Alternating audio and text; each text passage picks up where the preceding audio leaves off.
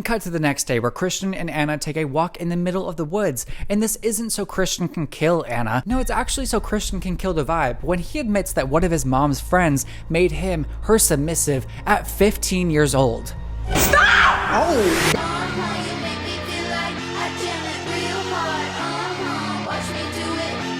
Are you gay?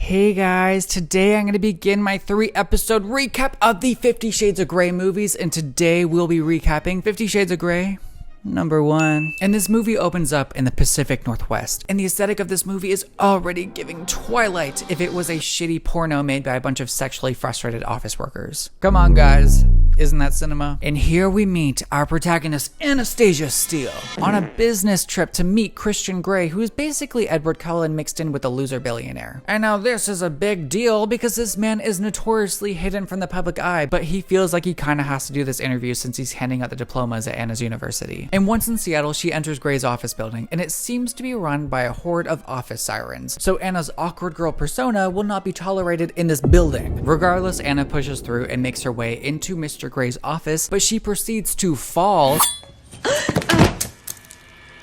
And by the way, you fell on absolutely nothing. Let's replay the clip.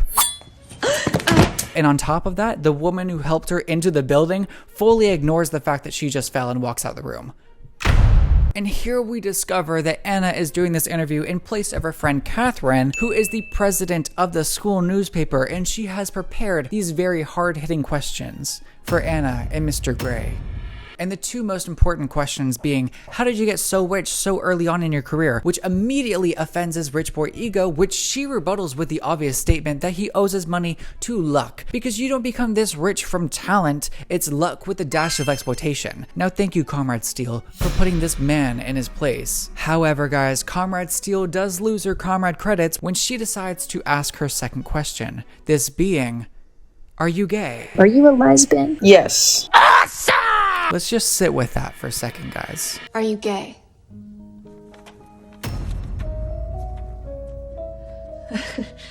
Anastasia Steele, what kind of question is that? This is a finance interview for your university, not a Pride Month special for Vogue about if Christian Grey is doing the bendy spaghetti with another man. But somehow this doesn't shrink his little rocket because he cancels all of his meetings that day to continue this interview, eventually leading Christian Grey to offer her an internship at this company, which I'm not gonna lie, this kind of pisses me off because this girl just got a job which she didn't even apply for after calling her potential boss gay. I felt gay. And it took me 6 months and 700 job applications to land one job. Eventually, the interview comes to an end with Grey stealing Anna's notes from the interview as she heads out the building into the rain, where I can only presume that she lets out a, how you say, golden shower. Because why is she straight up busting one out in the middle of downtown Seattle? That should be a felony. And cut to Anna clocking into her hardware store job when Grey decides to visit, which in any other kind of movie, this would have given him the mark of the killer. Because this man would have had to find your Instagram, then found your work, or worse, he found your LinkedIn. And on top of that, he bought a plane ticket and traveled all the way down to Vancouver, Washington, just to terrorize you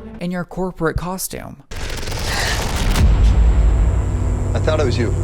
He's the killer. And while there, he drags her along as he buys materials for their future sexcapades, which each of these materials could also be used as a murder weapon. And these potential murder weapons are cable ties, masking tape, and rope. Are the signs not clocking to you, Anna? Are they really not? Are you that thick-skulled? What's going on? You had a 4.0 GPA. But before Christian leaves, he decides to ask Anna if her editor wants any more photos for the article which she is writing, and she decides to say yes, so they organize a photo shoot and they bring along Anna's friend Jose to photograph the photo shoot. But we do also need to comment on the fact that every little man is obsessed with Anna, including Jose. And after the photo shoot, Anna and Grey go to a cafe where we learn that Anna's dad died when she was a baby, and her mom is a serial dater. In fact, she's on boyfriend number 4. And this ran-through nature of her mother is exactly what led to Anna swearing herself to celibacy, which I have a feeling has led to her sickening desire for Grey. And now after this Anna lore drop, she admits that like many awkward girls, she is a romantic. And you would think that this would excite Grey, but it pisses him off so bad that he storms out the cafe. These are definitely the same men who complain about the male loneliness epidemic. I'll walk you out. You need to get a grip. But before leaving Anna, he decides to save her from being sliced in half by a bike and then dramatically breaks up with her on their first date. What is that even? Watch it! Goodbye, Mr. Gray. But let me get this straight, Christian. You flew down to Vancouver, Washington to see this girl you just met, but you're the one who gets turned off that she is a romantic. You literally pulled one of the most romantic moves by flying down to Vancouver to say hi to her, and you're mad she said that she's a romantic? Oh, okay. She didn't even say that she was romantic for you. But that activated your fight or flight senses so much that you ran out of that cafe like she was Michael Myers. And after that traumatizing first date, Anna decides to blow off some steam by going on her first ever bender, but while on this bender, she drunkenly calls up Gray, which pisses him off because the only thing he hates more than poor people is drunk people, so he demands her location so he can pick her up, and she refuses, and then she hangs up the phone. You hit the hell on the Ned. Then head right on the nail. Also, Anna, why are you drunk calling this man you literally just met? You've had 3 interactions with him, 2 of those happening in your hometown after he flew down to see you unprompted and found your work without asking you? And yet you want to drunk call him and tease him. And eventually this bender turns sinister when Jose forcibly tries to kiss Anna. I like you. You do? Very much. Oh my god. Oh my god. For one little second, can this woman interact with a man who doesn't want to kiss her? Forcibly, by the way. Because it seems as though every single man in this movie is a predator. And I'm supposed to think that this movie was a romantic and not some psychosexual thriller where this woman is going to get murdered by every single man she comes across. Because that's how I'm feeling. But before Jose is able to kiss Anna, Christian materializes out of nowhere and breaks up this literal assault and takes Anna home. Dude, she said no. Christian? But not before we get to see that Gray's brother, Elliot, seems to be getting all up and personal with Anna's friend, Catherine. What is that? And cut to Anna waking up in a random hotel room all alone, and I don't know why this girl isn't fearing for her life because a random billionaire took you to his hotel room where you were fully blacked out and then he undressed you. Let's sit with that, that was a lot. Oh, Jesus Christ! What are you gonna fucking do? But like usual, Anna doesn't see anything wrong with this actual crime and she decides to ask Christian, did we have sex? You need to be destroyed! Anna, you are so dumb. What the f? This is your captor now. And Gray responds with, I'd never assault you because, and I quote, Necrophilia is not my thing. whatever that means, I guess. And then things start getting into freak territory when he says, I'm not gonna touch you, Anna, not without your written consent. What? Okay, so she didn't need a job application to get on your payroll, but she needs a touch application to get on your funky flesh roll. Interesting. Okay, I fear I'm not in the right tax bracket to understand this foreplay. Gray also proceeds to admit that he is incapable of leaving Anna alone, which is insane because you just met her, dude. This isn't love bombing, this is literal love nuking. I don't know what's going on. You need to go to therapy. And cut to a couple days after this event, and the couple decides to go on another date. And here we get the first of many important scenes, which happen in flying vehicles, because something about this movie and throwing their main characters into insanely dangerous flying vehicles just really gets the characters going. You know? Where Christian decides to pilot the flight. And seeing this in the big 2025 makes me feel a little bit uneasy because the amount of rich people who voluntarily send themselves on death rides is actually insane to me. And I guess the one good thing about being poor is that you can't catch me on a helicopter, private plane, or submarine ride because I'm too worried about buying groceries. Reality is beautiful, guys. Let's worry about buying groceries, while the billionaires can worry about if their submarine's gonna explode on them. Also, to add on to this, how did he think this was going to be an enjoyable surprise for Anna? She's being piloted by just some average billionaire. I'd be gripping the seat and my pants, which, in retrospect, I think Christian would have actually liked that. But finally, that little date ends, and they land in Seattle, and they go on a cute little date where Christian serves Anna an NDA. And now, like any sane person, Anna sees a billionaire handing her an NDA, and she immediately signs it without reading the fine print, all because she trusts him. See, that was your first mistake. You trusted a man in a suit. And with the NDA signed, Christian can start getting dirty. So he reveals that he is looking for a, I hate saying this word, submissive. Two things. First, I don't make love. I f*** hard. And now for all the people who aren't fans of the unconventional pleasures of the human body, Christian Gray's definition of a submissive is someone who is controlled on all levels of their life by their master. feeling great that I'm immortalizing myself saying the word submissive and master on a YouTube video about 50 Shades of Grey. And after that, they move the conversation back to Christian Grey's penthouse apartment, and Anna tells Christian that she is in fact a virgin. You're still a virgin? Which you would think that he's actually very excited at the fact that she's a virgin, but he actually spins out in a full-on spiral, like full-on temper tantrum vibes. I'm fucking pissed. Okay. Because his crush hasn't been shagged. You've done other things, right? So he decides to fix this non-issue by having vanilla sex with her in his little sex chamber. Which I'm not even sure if I can show the interior of this room, but imagine a red room filled with medieval torture devices which look like they would be used to cut you balls to throat. And yet she willingly enters the room. And while in this room, he reveals he has rules. And if she follows his rules, she wins him. But if she breaks them, she gets punished. This is like an unpaid internship. Like, this is not good. Anna, you need to run. And cut to the next day where Christian and Anna take a walk in the middle of the woods. And this isn't so Christian can kill Anna. No, it's actually so Christian can kill the vibe when he admits that one of his mom's friends made him her submissive at 15 years old. Stop! Oh, that's a crime. Like, one so big, I'm a little bit confused why this wasn't a bigger discussion when this series first was released. Because I only just discovered that this was a huge plot in both the movies and the books. I had no idea that they were dealing with pedophilia in these books. I thought this was just fun BDSM sex. And now it's a crime series, which Anna justifiably is like, randomly, that doesn't sound super great. Sounds like your mom's friend is a, say it with me, pedophile. Which he's like, no, Pookie, it's fine because look at me now. Could a traumatized person be a billionaire? Regardless, he sends Anna away with the contract and she spends some time researching what exactly is up with Grey's twisted fantasy. And then she emails him saying, it's been nice knowing you. And you know, most people would read that message and assume that it's a breakup message, but Grey's not like other people. Instead, he breaks into her home to show her his definition of a good time. I am sorry, but this has to be illegal. This one thing, at least. But like usual, Anna lets her freak flag fly, and the only good part about this scene is the fact that Haunted by Beyonce plays. That's it. And here they finally adjust the contract to allow for a date once a week, which shifts this from a purely sexual agreement to basically dating. Anna, you might have done something. You might have fixed him a tiny bit. And cut to graduation, where in the middle of receiving her diploma, Grey tells her to make a decision regarding the contract. You're that sex addicted that you have to ruin her graduation ceremony? Oh. Thank you, Grey. Thank you. Oh, you're cool. Then he turns around and sells Anna's f***ing car. Are you joking? Where's my car? I told Taylor to fetch a decent price.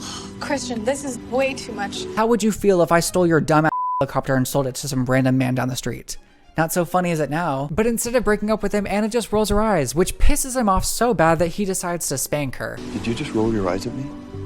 Please, God, never let me be in the presence of a relationship like this ever in my life. And not long after this spanking, Anna's mom calls her, and doubt begins to set in about her relationship with Christian Grey. Along with that, Anna's roommate, Catherine, also states that she's a little bit worried about Anna because she believes that Anna and Grey are moving a little bit too fast. And let's be honest, Anna, they are right. And cut to a Grey family dinner where they're celebrating Mia Grey's return to Seattle. And the wig that they put Rita Ora in to make her Mia is genuinely diabolical. Like, this human unit could end a career. A cursed relic, if you will. During this dinner, though, tensions begin to rise in two of the couples present. The first couple being Elliot and Catherine. The two of them have grown distant, and they don't really know what they're doing in their relationship anymore. Meanwhile, Anna and Grey begin their little tiff over Anna announcing a short trip to Savannah to see her mom, which she never got the permission to book from Grey, which really offends him because he wants to play mommy, I guess. Mommy? So Grey decides to have a private conversation with Anna about how badly he wants to own her. Sir, what are you talking about? She is not a Pop Mart collectible. She is a full-on woman. She's a human being. But I guess that's a little bit too hard for a man to perceive.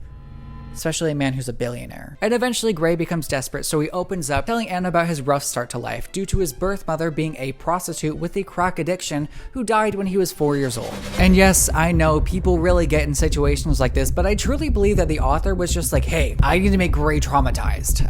Let's give him mommy issues. Let's make sure his dad abandoned him. Let's make sure that his mom is a crack addict. Oh, and let's add in a little sprinkle of his mom being a prostitute.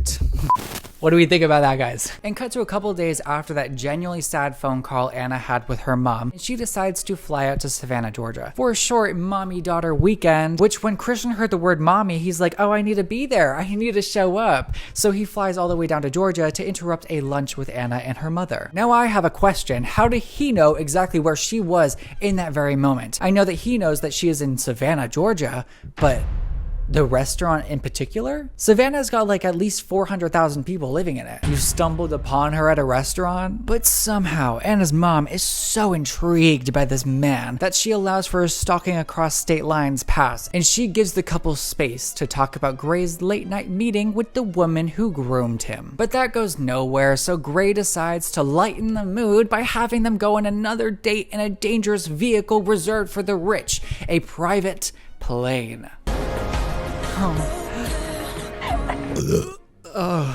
And now this plane is unique because it looks like a flying tampon.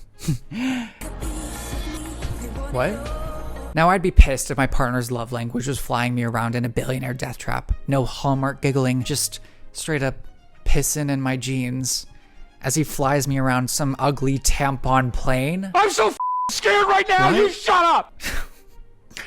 What? And once the date's done, Gray and Anna head back to Seattle, and Anna finally begins the discussion we've all been waiting for. Why does Gray want to hurt Anna? Seems like a pretty straightforward question. Hopefully we'll get a straightforward answer and not 5 minutes of nothing. And his only response to this very valid question is it's the way he is. Because I'm 50 shades of And to that I say, baby, you were born this way.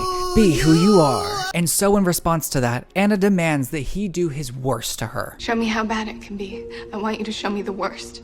He's gonna take the meat cleaver. I'm sorry, but did you see the arsenal he has in that room? He's ready to do some crazy shit. And I get why she did this. She did this so she can figure out how far he would push his loved ones. But I fear if you're asking for this data, you already know the answer. And it's to leave. And then call the cops. So Gray ends up doing his thing, and Anna obviously doesn't like his thing, so she leaves the room crying and proceeds to confess that she is in love with him. Which, let me just say, I think that's the Stockholm Syndrome speaking. But you want to know his response to this declaration of love? It's actually quite simple. It's, No. okay, cool. So should she just die? And cut to the morning after, and Anna demands the money for her old car, and they break up and she leaves. And that is it, guys. That is 50 Shades of Grey. What the hell? And now as we wrap up our discussion about the first movie, I do want to point out that this movie was directed by Aaron Taylor Johnson's wife, Nosferatu, aka Sam Taylor Johnson. So that kind of explains why the whole issue of pedophilia was so eloquently swept under the rug, because this lady is most definitely guilty of committing a very similar crime, allegedly, and I'm not going to elaborate any more on that, but just know that the entire reason why this movie was a little bit weird was probably because of her. And that's why this one's my least favorite of the three. And I don't know if that's a hot take. I haven't looked at any reviews, but this is just my pure and raw emotion. Okay, guys? Okay. Also, Sam Johnson apparently didn't return for the second or the third movie because she couldn't get full control of the movie due to the literal author of the book wanting to have a say in her own adaptation. So she left the series, which is like, Diva, you're not good enough of a filmmaker to be going around changing the plot of a movie without the consent of the literal author, the OG creator. Even if the OG creator used the alias of Snow Queen's Ice Dragon, you still have no reason to change the plot like that. So I'm sorry, Sam Taylor Johnson, but I didn't like your take. Along with that, Dakota Johnson and Jamie Dornan only got paid $250,000 to show full hole for this movie. And not only did they have to suffer through having non-penetrative sex on screen, but they also had to do it in a cold soundstage with no music, no vibes, no aura. Do you think you could do that for $250,000? I get it. $250K, that's a lot of money, but that can't even get you a house nowadays. But they did, however, make at least $1 million each for the two movies which follow this movie, but still, this is just porn shot on film, so I don't know why they even accepted doing this movie. Thank you so much for watching. I know this one came out a little bit later than usual, but I've been working on part 1, part 2, and part 3 all at once, but I did enjoy watching this movie. But I will not lie, I actually enjoyed watching the second movie. The second movie, genuinely, might be like a 3 out of 5 or 3.5 out of 5. Like, it's actually not that bad of a movie. Like, I'm not gonna say it's an Oscar contender, but it's not as bad as the first, or the third. So be on the lookout for my review of 50 Shades Darker, because I might be throwing them some compliments. Thank you so much for watching. Like, subscribe, and have a good day, loves. Goodbye.